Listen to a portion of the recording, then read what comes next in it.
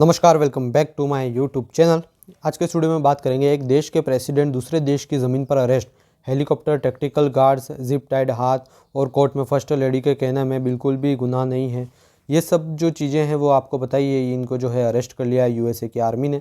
लेकिन अब आगे क्या हुआ उसके बारे में इस वीडियो में जानेंगे। ये कोई मूवी नहीं है, ये है वेनेजुएला के प्रेसिडेंट निकोलस मदुरो की रियल लाइफ केस, जो आज दुनिया भर में इंटरनेशनल लॉ और पॉलिटिक्स पर सवाल खड़े कर रहे हैं।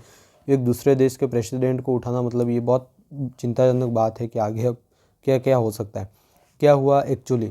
रिपोर्ट्स के मुताबिक निकोलस मदुरो को यूएस अथॉरिटीज़ ने फॉरेन सॉइल पर अरेस्ट किया। उनके साथ उनकी वाइफ सिलिया फ्लोरेस, जो वेनेजुएला की फर्स्ट लेडी हैं, उन्हें भी कोर्ट में पेश किया गया। कोर्ट में जब जज ने उनसे आइडेंटिफाई पूछी तो सिलिया फ्लोरेस ने कहा, I am first lady of Venezuela, और साथ ही क्लियर वर्ड्स में बोला, आई एम कम्प्लीटली इनोसेंट। दोनों ने नॉट गिल्टी प्ली एंटर की। मदुरो की डिफेंस में इलीगल अरेस्ट। मदुरो का सबसे बड़ा डिफेंस ये है कि उनका अरेस्ट ही इलीगल था, उन्होंने ये कोर्ट में कहा।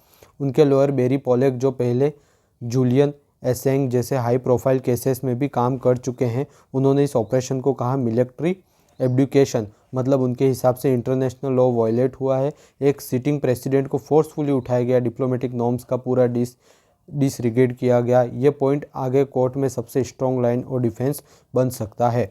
ड्रामेटिक कोर्ट अपीयरेंस रिटर्न्स का मुताबिक मदुरो और फ्लोरेस के ब्रोकलाइन डिटेंशन फैसिलिटी से हेवी सिक्योरिटी के साथ कोर्ट लाया गया।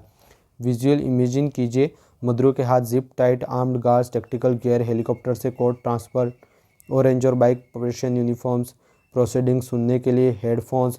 जब जज ने नाम कंफर्म करने को कहा, मदुरो ने स्पेनिश में जवाब दिया। केस का बैकग्राउंड क्या है? पुरानी कहानी, ये केस कोई नया नहीं है। यूएस फेडरल प्रोसिक्यूटर ने 2020 में पहली बार मदुरो को इंडिकेट किया था। एलिगेशन ये है कि मदुरो ने एक international cocaine trafficking network supervise किया। मेक्सिको के सिनोला और जेट्स कार्टल्स के साथ लिंक्स, कोलंबिया के FARC रिबल्स, वेनेजुएला की ट्रिन डे आर्ग्यून गैंग, और रिसेंटली एक रिवाइज्ड इंडिकेट में नया डिटेल्स ऐड हुए। नए कोड डिफिनेमेंट्स, सिलिया फ्लोरेस का नाम भी ऑफिशियली इंक्लूड हुआ।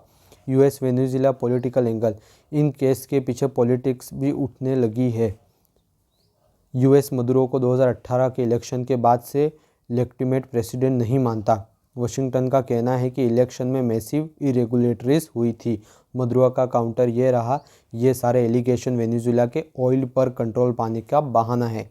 याद रखिए, वेनेजुएला के पास दुनिया का लार्जेस्ट ऑयल रिजर्व है और यूएस वेनेजुएला रिलेशन सालों से टेंस रहा है। और यूएस तो पता ही, जहाँ पर भी ऑयल दिखेगा उस देश में हाहाकार मचा के ही रहेगा। अब क्या हो सकता है आगे?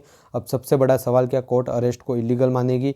क्या डिप्लोमेटिक इम्यूनिटी से इशू उठेगा? या फिर ये केस ग्लोबल प्रेसिडेंट बनेगा? अगर यूएस जीती तो किसी भी लीडर को फ्यूचर में टारगेट किया जा सकता है। किसी को भी उठा लो भाई, किसी भी देश में जाकर उसके प्रेसिडेंट को उठा लो, मामला ही ख़त्म। अगर मदुरो जीत गया तो यूएस को इंटरनेशनली एम्ब्रेसमेंट हो सकती है। बहुत भाई इनको सहना पड़ेगा, और बहुत सारे देशों ने तो इनके खिलाफ बोलना भी स्टार्ट कर दिया है। ये सिर्फ मदुरो वर्सेस यूएस नहीं, ये है international loss versus power politics, justice versus जियो पॉलिटिक्स, और एक ऐसा डिसीजन जो फ्यूचर वर्ल्ड ऑर्डर को इम्पैक्ट कर सकता है। ये सरासर गलत चीज़ की इन्होंने। आप क्या सोचते हो? क्या ये अरेस्ट सही था या इलीगल? आप आपके कमेंट में प्लीज़ हमें ज़रूर बताएं।